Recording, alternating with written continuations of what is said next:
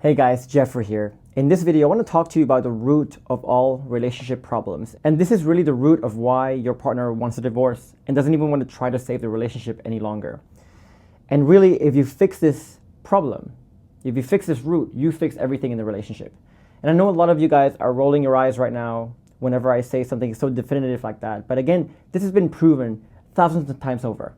If you watch any of my client stories, you'll see one similar pattern. They all start out with very different scenarios, sure, but all those different scenarios have the same root cause. With the same root cause, there's the same remedies. And once they apply those same remedies, they're okay. The relationship recovers. So I want you to stick around to the very end of this video, especially if you're doubting what I'm saying right now, because I don't want you to miss a thing. And if you're new to the channel, my name is Geoffrey, and I help men in long-term relationships or in marriages with the right skills and knowledge to be able to design a thriving relationship on your own. And we do this without playing any games, any manipulation, etc. So if you want more content on this topic, be sure to subscribe and also click that bell button as well to be notified when I post new videos every single week. And before I begin this video, guys, I also want to let you know that the masterclass on the 5 proven steps to rebuilding your relationship from the ground up is still open. So if you want to join me in that masterclass, or if you want to submit your application for the Relationships Revival program, then be sure to stick around to the very end of this video for the announcement on how you can join both those things. Now, before I begin this, I also want to define a few things for you on what that root is. That root is really emotional and psychological safety. So emotional safety is about your ability to express or in the relationship, and psychological safety is about both ability to listen to each other as well. And if you fix those two things, you fix everything.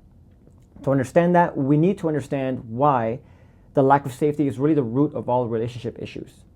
So number one, it's really the cause of what we call the death by 1,000 cuts. So a few videos ago, we talked about the anatomy or the mechanics of how relationships typically breaks down. And in that video, we talked about the 4-stage cycle of marriage breakdowns. If you missed that video, then I left a link for you up above my head here.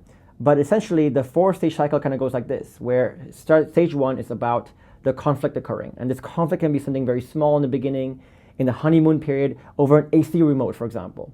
But eventually, with enough conflicts occurring, you're going to start to respond in not so optimal ways. And when that happens, these unoptimal responses can be a tiny, tiny deal. It can be a tiny, unoptimal response from you, but that creates the seed of the lack of safety. When that happens, there's going to be a lot more hesitation for your partner to share now. And with the hesitation, there's more and more things built up. Now, with more and more things built up, that creates even more issues. And this cycle just keeps happening. And the way you can see this cycle is almost like the flywheel effect, where imagine you have a big flywheel here. And every day, for 5 years, let's say, you've been spinning this flywheel in one particular direction. And eventually the flywheel spins so fast. And when that flywheel spins fast, imagine someone asking you, well, which spin got it to spin so fast? Well, you can't answer that because it's not just one spin. It's many spins. It's a combination of every day spinning it for 5 years or 10 years or 15 years. So a lot of you are in this position where you might start off in a very honeymoon period and then eventually things get really bad, where it is right now. What you don't realize is that this flywheel has been spinning in the wrong direction for a lot longer than you think. And a lot of people, when they're in this scenario, when things are hopeless, things are desperate, they misdiagnose this by saying, for example, oh, we're not a good fit, things happen, etc. But what they don't know is that it's this tiny little moments, death by 1,000 cuts that happen over time in the relationship, caused by the lack of safety that happens over time. So again, this is one really good way to represent why safety is really the root of all issues. Now, another way we can look at this is also looking at safety issues as an amplifier to problems. So all relationships have problems. We know this. So you have money issues, for example, you have incompatibility issues, you might have sexual problems, but having all these problems are not really big problems if you have safety.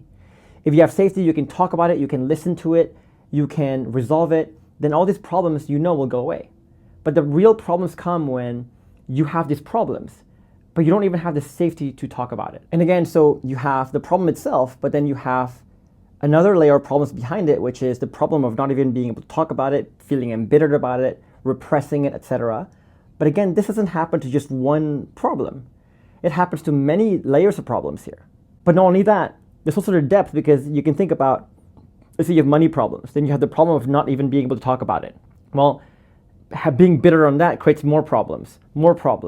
And so you can imagine here, without safety, it creates a lot of complex layers of depth, but also breadth of problems as well. Which is why for people who don't have safety, and for a lot of you right now, you might be in a position where things become very overwhelming. It's not just about one problem anymore, but this complex web of so many problems, all seemingly related to each other, made from each other, causing each other, etc. And this creates a lot of that bitterness, that hopelessness. Now, the third thing also is that without safety, it creates a lot of changes in both your characters due to the act of self-preservation. And so, as you keep destroying safety to the 1,000 cuts, and as you amplify the problems over and over again, it starts to change the whole culture of that relationship. So usually what happens is both people will start to deal with this in a very stoic way. They try to logically work through things, they try to find solutions, etc. But then when they realize that that stoic way doesn't work, that stoicism turns to active anger, where they're just really angry now, they're shouting, they're gaslighting, they're just really, like, they're showing all that very active, toxic behaviors. But then when they realize that the active toxic behavior doesn't work, they go into the third stage, which is the passive. That's when they resort to stonewalling, giving up, hopelessness, cold shoulder, etc. So the thing is that right now, if you're on the brink of a divorce like this, you might find that your partner is doing a lot of very toxic behaviors, maybe some of the stoic, some of the active, some of the passive, maybe a combination of all of it. And a lot of us often assign this to the wrong things, which is, oh, they have some character issues, they have some flaws, they have some things wrong with them. But really, again, the problem goes back to there was a safety issue. And the safety issue changed the culture, and that culture changed their behavior. Again, if you fix a safety issue, you fix everything. Now, the fourth thing is that this is what creates what we call the hopeless catch-22. And so now you have all these problems on top of problems on top of problems. The width and breadth and depth of it is intense, but it's not even that bad.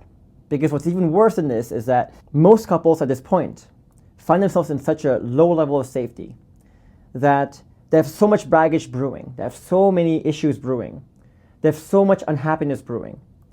But once again, if they share it, they will lose for the same reasons of why they don't feel safe in the first place. Either they'll get ignored, nothing will happen, they'll feel hopeless, they'll somehow regret sharing it. So they lose if they share, and they lose for sure if they don't share, because then nothing will happen, nothing will get fixed. So they put themselves in a position where no matter where they step, they lose. And for most people, this is what pushes people over the edge. This is what causes people to get divorced. The problems, everything like that, they don't cause people to want divorce. What really causes people to want divorce is this catch-22, this really hopeless catch-22. And again, this is created by the lack of safety. And if you think about it, everything else points back to here. For example, if partner feels hopeless because of the catch-22. Why? Because of the lack of safety. If you have sexual issues, well, one thing is that you don't have the safety to talk about the very sensitive things about sex, for example. It could be that your partner is having a hard time to surrender to the act of sex and to just feel safe in the act of sex because of the lack of safety. If you're having admiration issues, goal alignment issues, again, why can't you communicate about it? Why can't you resolve it? Because of safety issues. If you have financial issues, it's not really about the financial issues, but the fact that you don't have the safety to talk about the financial issues and resolve it. You have communication issues. It's not really that you have communication issues, but maybe you have so little safety that you have such a hard time expressing yourself to each other and listening to each other, for example. So everything, no matter how you cut it, guys, no matter what your problems are, no matter what you think your problems are, everything points back to safety issues. This is really the root of all problems. Root of why you are in the situation you are in right now. Everything, no matter how unique your situation is, you think, everything points back to safety issues. So again, which is why if you watch any of my client stories, they all have different scenarios, but the same root issues at the end of the day. And I talk a lot about this in my masterclass, guys. So if you want to learn more about safety and the importance of it and the internal shifts you need and all the tools you need to create safety, then I would encourage you to join me in my masterclass on the 5 proven steps to rebuilding your relationship from the ground up. So I'll put the link up above here or down below this video. But again, once we understand why and how safety is the root of all things, we also understand why fixing it will fix everything, usually. So if you learn how to create safety, and you're essentially removing someone from that catch-22. So now all these problems will still exist, yes, but at least the problems have an outlet to be expressed, to be resolved, to be listened to, etc. And that makes all the difference for a lot of my clients. And so that's what your partner is looking for. She's not looking for the perfect product where no problems exist. She's looking for an outlet for those problems. And so if you want to see more evidence of this, there's an interview with Lawrence and Elsha, with Lawrence who joined the program alone and Elsha joining in later on once she saw that there's hope because, again, the catch-22 was removed. Another one we're going to publish next week with Jason Travado and his wife Maria. Same story there. At first, his wife was totally out of the picture, totally hopeless, but once Jason started to create that safety and remove that catch-22, everything changed as well. I mean, think about this for yourself. Think about if you have all these problems now, but then you have an outlet in which you can express yourself and actually lead somewhere to a resolution, to something better. Would you feel as hopeless? Would you still want divorce? Hard to say. I don't think so. So again, a lot of you always roll your eyes when I say no situation is unique, no situation is too dire. But again, it's been proven thousands of times over. All my client stories have the same pattern. Different cases, all with the same root cause, with the same root treatments, which is to create safety. And once you do that, that fixes everything. And this is crucial too, guys. While safety will fix a lot of things, it's not an overnight fix. It's not like you create safety overnight and then suddenly everything changes. So for a lot of my clients, it takes them about 3 to 5 months to really embrace the internal shifts needed, the internal skills needed to actually create safety. From there, it takes another 3 to 5 months or even up to a year sometimes for their partner to really go through what we call the paradox of change and really start to slowly believe your changes. So it's not an overnight fix, but if you do create safety, it's magical what happens within a year and a half, etc. Now guys, the next natural question for you to ask is, how do we actually create safety then? And I actually have a masterclass on this. I'll just link that above my head here on teaching you how to create safety, the internal shifts you need, etc. But I want to spend some time to talk about also why most people struggle to fix it. So the thing you need to know about safety is that safety is created or destroyed in the moments that you cannot fake. So I want you to think about this closely with me for a moment, guys, right? If, let's say, you have someone who does the right things, who makes you feel safe 99% of the time when things are easy, but when the time that you bring up the most difficult thing, the toughest thing, the most difficult truth, they blow up, they stonewall you, they make you feel like you regret sharing it. Which would you look at? Which situation would you look at that creates safety? Of course, that one moment when you did wrong. So there's a few reasons why people really struggle to create safety here. Number one is the issue of being wrongfully certain about something. So especially wrongfully certain about playing victim, or what we call the fundamental attribution error. And again, we have videos on this that you can refer back to. I'll leave the links down below this video as well. So basically, if you understand how our mind works and how our actions work, it's really simple. It's a diagnosis leads to how you question the world. How you question the world leads to what answers you get. What answers you get leads to the thinking around how you treat your problems, which leads to the feeling, which leads to the doing, the actions, which leads to the results. And this all starts with the diagnosis part. So if you diagnose your situation wrong in an unhealthy way, then this will just influence everything down the line. And the worst thing is that also the way you think about something, the way you feel about something, the way you do something, the results you get, that will then, if you, let's say, fall for the victim mindset, that will then get filtered down into the victim mindset as well, and the cycle repeats. And if left unchecked, you can just go further and further into the wrong direction even faster, which is what victims find themselves in all the time. Now, I've made a very extensive video on the victim mindset, so I'm not gonna go too deep into it. Again, you'll find it down below this video. But again, if you play victim, if you diagnose everything in a victim way, then that will change the nature of the questions you ask the world. That will change the answers you get. That will change your thinking, that will change your feelings about something, that will change your results, your actions, that leads to the results. And when you realize that your victim mindset is actually destroying safety and making things worse, perpetuating all the problems we said earlier, when you see things getting worse, you will interpret that again with your victim mindset, and this keeps going and going and going. And this cycle is what we call confirmation bias. It's hypothetic thinking. It's why people stay stuck in destroying safety and they cannot get out of the pattern of destroying safety. They just can't help it. That's the first reason. Second reason too is they have the wrong ideas of creating safety. So previous video, we talked about the 3 deadly pitfalls that people make when they're on the brink of a divorce. We talk about smart contact. We talk about having the perfect product or perfect solution illusion. We talk about the high value illusion, for example. All these things are illusions where people often think these are things you need to do to create safety. But actually, these are things you do to destroy safety. So if you don't understand what it truly means to create safety, you are going to fall for all the blind spots, all the common mistakes, all the pitfalls that people fall into when trying to create safety. They think they're creating safety, but actually they're destroying it even more. And again, this blindness to their mistakes is often why people remain stuck in their patterns. They can't get themselves out and stop doing the wrong things if they're not even aware that what they're doing is wrong. The next reason is because they never catch their blind spots and of how they destroy safety. So for example, we've talked about the blind victim illusion. We talk about the wrongfully certain diagnosis. And you hear a lot of my clients say this a lot, in that when they first joined the program, they thought they were doing a good job of avoiding the victim mindset, of creating safety, of doing all these things. But when they realize all these subconscious ways, all these programmed ways they've been falling for the victim illusion, for example, then they realize, wow, I actually fall into it a lot more than I thought. I actually had a lot more blind spots than I thought. And the thing about blind spots is that you can never spot it yourself. That's the scary part. So you could live life always thinking that you're doing the correct things, not knowing that you have all these blind spots. And your results could be getting worse and worse and worse.